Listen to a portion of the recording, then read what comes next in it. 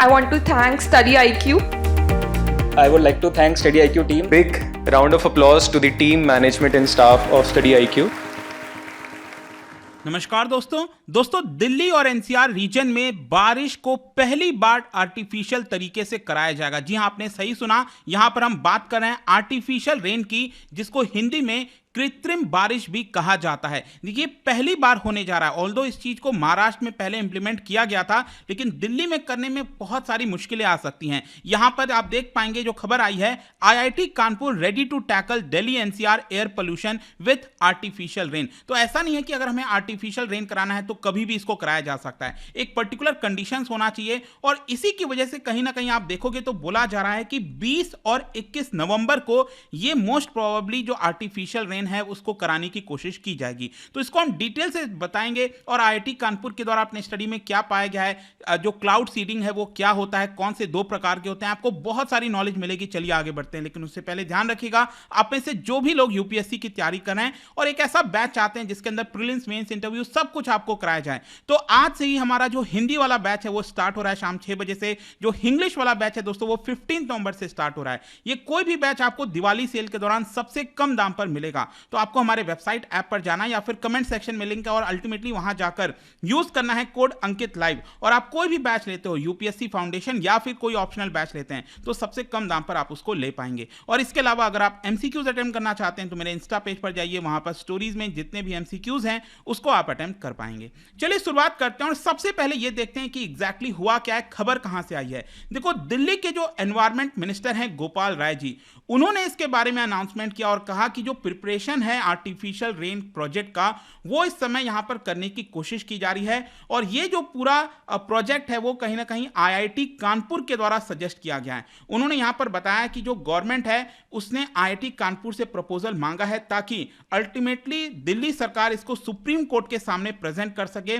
और जो भी परमिशन लेनी है मिल जाए। क्योंकि आप समझिए, हम दिल्ली की बात करें, बहुत सारे सिक्योरिटी कंसर्न्स होते हैं, कई चीजें होती हैं, तो उसके लिए परमिशन चाहिए होता है। इसी की वजह से दिल्ली के एनवायरमेंट मिनिस्टर ने ये सारे बयान दिए हैं। यहां पर साथ ही साथ उन्होंने ये भी कहा है कि आईआईटी कानपुर के जो साइंटिस्ट हैं उनके साथ जो हमारी मीटिंग हुई है उसके अंदर उन्होंने ये बताया है कि आर्टिफिशियल रेन या फिर क्लाउड सीडिंग ये तभी किया जा सकता है जब एटमॉस्फेयर में एनफ मॉइस्चर हो। जब क्लाउड हो गया, मॉइस्चर हो गया, वो जब तक थोड़ी बहुत मात्रा में अवेलेबल नहीं रहेगा तब तक उसको कराना मुश्किल हो जाएगा। और इसी को देखते हुए एक्सपर्ट्स ने एंटिसिपेट किया है कि most probably 20th of November और 21st ऑफ नवंबर को ये कंडीशन बन सकता है हमारे एटमॉस्फेयर में, और वो कंडीशन को देखते हुए मोस्ट प्रोबेबली उसी समय जो आर्टिफिशियल रेन है या फिर जो क्लाउड सीडिंग है उसको कराया जाएगा। और वो सब कैसे होगा, क्या होगा, वो मैं आपको आगे बताऊंगा। लेकिन मैं आपको साथ साथ ये भी बता दूं कि गोपाल राय जी ने कहा कि हमने ऑलरेडी इसको लेकर सितंबर में भी आईआईटी कानपुर एक्सपर्ट्स के साथ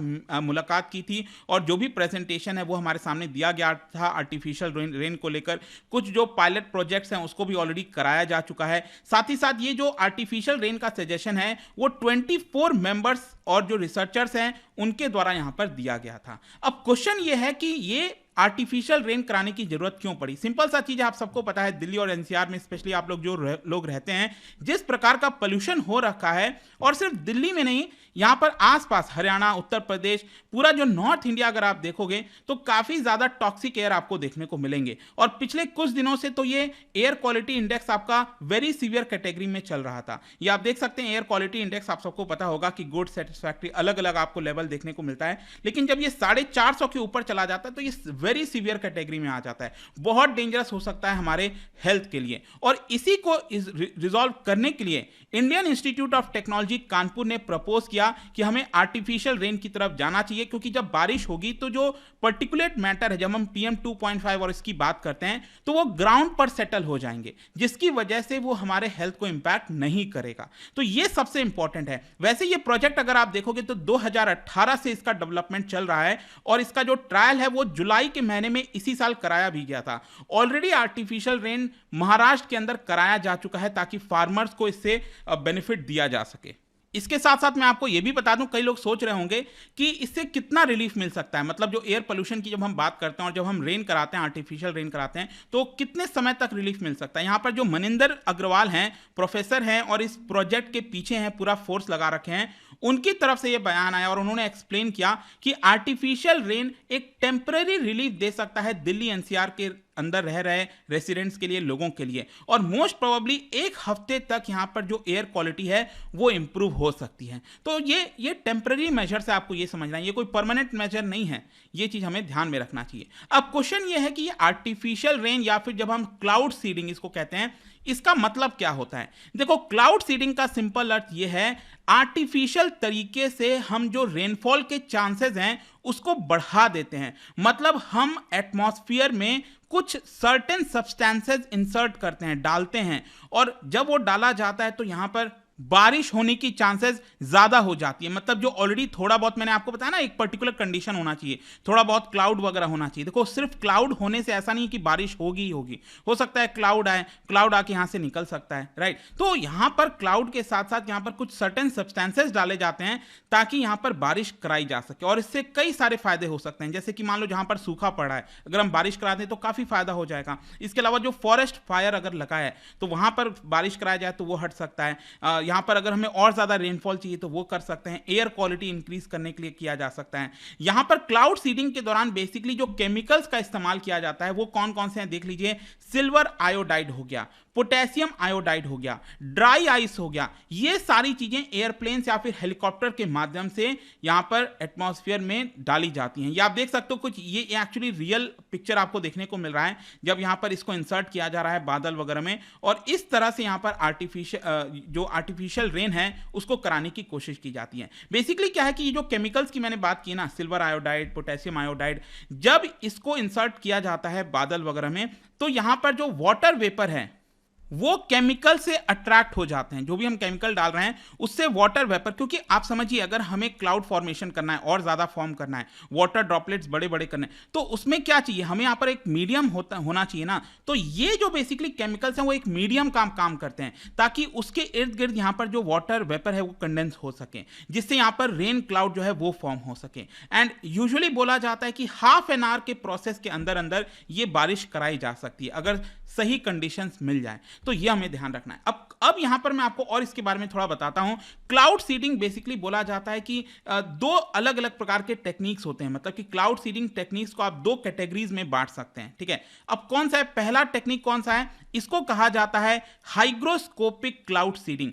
हाइग्रोस्कोपिक क्लाउड सीडिंग का मेन एम ये होता है छोटे छोटे ड्रॉपलेट्स को फॉर्म करना, और जब छोटे छोटे ड्रॉपलेट्स को बहुत सारा फॉर्म कर दिया जाता है तो इसकी वजह से जो बड़े ड्रॉपलेट्स हैं वो क्रिएट हो जाते हैं, क्लाउड जैसा फॉर्म हो जाता है, और अल्टीमेटली उसके माध्यम से यहां पर बारिश कराई जा सकती है। और ये जो हाइग्रोस्कोपिक क्लाउड सीडिंग है इसके अंदर सॉल्ट पार्टिकल्स जो है वो एक प्रकार से डिस्पर्स किया जाता है क्लाउड के बेस में। मतलब मान लो ऑलरेडी कोई क्लाउड मौजूद है, ठीक है, ये मान लो क्लाउड है, तो क्लाउड का जो बेस वाला एरिया होता है ना, यहां पर सॉल्ट पार्टिकल्स को जो है इंसर्ट किया जाता है, डाला जाता है, छिड़का जाता है, और उससे यहां पर आप कह सकते हैं अल्टीमेटली बारिश कराने की कोशिश की जाती है। और जो दूसरा टेक्निक है ये आप देख सकते हो, इसको कहा जाता है ग्लेशियोजेनिक क्लाउड सीडिंग। इस टेक्निक में क्या होता है कि जो सुपर कोल्ड क्लाउड्स होते हैं, बहुत ज्यादा ठंडे क्लाउड्स होते हैं, उसके अंदर आइस प्रोडक्शन इंड्यूस करने की कोशिश की जाती है, आइस प्रोडक्शन कराने की कोशिश की जाती है, जिसके माध्यम से अल्टीमेटली यहां पर बारिश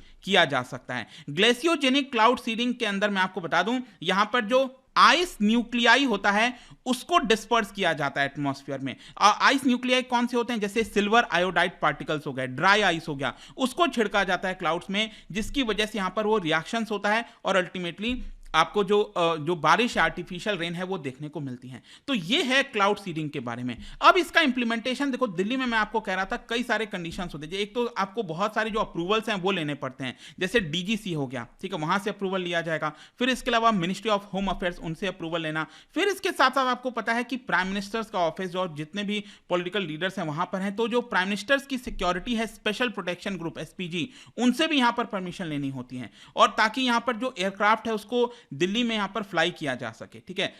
ये इंपॉर्टेंट है। फिर इसके साथ साथ जैसे मैंने आपको बताया कि मेट्रोलॉजिकल कंडीशन होना चाहिए, तभी ये पॉसिबल यहाँ पर हो पाएगा। वैसे अगर आप क्लाउड सीडिंग की बात करोगे हिस्ट्री के पर्सपेक्टिव से, तो 50 से ज्यादा देशों में ऑलरेडी इसको ट्राई किया जा चुका है। आर्टिफिशियल रेन स्पेशली चाइना के अंदर, मिडिल ईस्ट में जहां पर बारिश वगैरह कम होती है, कई साल से इसको कराया जा रहा है। और दुनिया में लगभग हर एक देश 1940s के बाद से यहां पर इसको लेकर काफी इस्तेमाल करने की कोशिश करते रहते हैं, ताकि जो कमी होती है बारिश की वो यहां पर कराई जा सके। और जैसा मैंने आपको बोला, 50 से ज्यादा देश ऑलरेडी इस टेक्नोलॉजी को ट्राई कर चुके हैं। चाइना तो बहुत इसका इस्तेमाल करता है, और स्पेशली चाइना इसका इस्तेमाल पोल्यूशन से निजात पाने के लिए करता है। ये किया जा चुका है। वैसे जाने से पहले एक और चीज मैं आपको बता दूं, आईआईटी कानपुर ने क्लाउड सीडिंग के बारे में तो बोला ही, लेकिन इसके साथ साथ उसने कई सारे और मेजर्स बताए हैं जो कि हमें अडॉप्ट करने चाहिए। जैसे कि आप टोटल 10 और मेजर्स यहां पर देख सकते हो, जैसे कि होटल्स और रेस्टोरेंट में कोयले का इस्तेमाल को बंद करा देना, सभी जगह एलपीजी का इस्तेमाल कराना,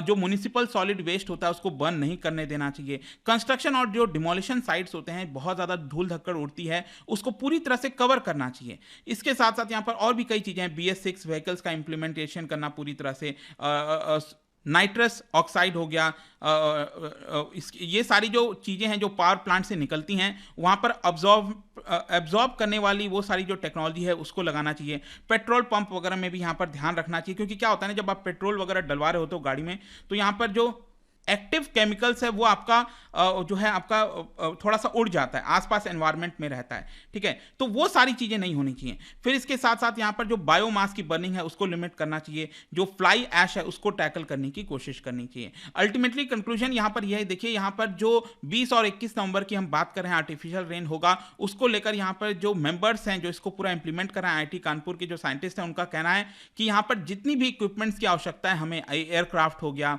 जो भी हमें इक्विपमेंट चाहिए वो ऑलरेडी यहाँ पर मौजूद है, और हम रेडी हैं इसको इंप्लीमेंट करने के लिए। दिल्ली सरकार ने कहा है कि एक्चुअली आज फ्राइडे को ही वो सुप्रीम कोर्ट से परमिशन लेने की कोशिश करेगी, और अल्टीमेटली सेंट्रल गवर्नमेंट से भी यहाँ पर मदद चाहेगी, तभी ये पूरा इंप्लीमेंट हो पाएगा। देखते हैं आगे क्या होता है इसको लेकर, बट आई होप कि जो ये खबर आ रही थी आर्टिफिशियल रेन के बारे में, इसको आपको बारे में पता चल गया होगा। और जाने से पहले एक इंटरेस्टिंग क्वेश्चन, क्या बता सकते हैं कि इनमें से कौन सा जो है पोल्यूटेंट वो आपका सेकेंडरी एयर पोल्यूटेंट है, ठीक है, इन चारों में से? इसका राइट आंसर आप सबको पता है, मेरे इंस्टाग्राम पर तो मिलेगा ही, वहां पर अगर आप नहीं हो कोई बात नहीं, टेलीग्राम से ले सकते हैं इसका सही उत्तर। मैं कई सारे जो MCQs हैं वो यहाँ पर स्टोरीज में डालता रहता हूँ। बाकी अगर आपको PDF चाहिए तो टेलीग्राम पर आइए, अलग अलग सोशल मीडिया पर आप जुड़ पाओगे। और जैसा मैंने आपको बताया, UPSC की अगर आप तैयारी कर रहे हो, just use the code Ankit live to get maximum discount. And I hope की वीडियो आपको पसंद आया होगा। मिलता हूं आपसे next time, till then thank you very much, see you. Study IQ IAS, अब तैयारी हुई अफोर्डेबल।